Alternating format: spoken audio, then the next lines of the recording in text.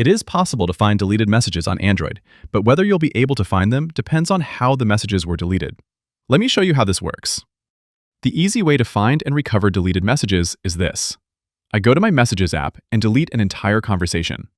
It's gone from my messages, but if I tap my profile in the top right corner, I can then tap Trash, and any recent conversations deleted within the last 30 days will show up here.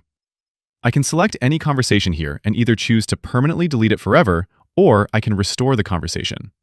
When I restore it, the whole conversation goes right back where it used to be, and I can revisit and read all the messages within that conversation. If you delete individual messages instead of the entire conversation, things get a little more tricky. For example, I'll delete this message where Ryan said he's on his way. You'd think that's now accessible in the trash, just like I showed earlier, but individual messages actually do not go to the trash. They're instantly wiped and you can't recover them. One sort of a workaround for this is within your notifications.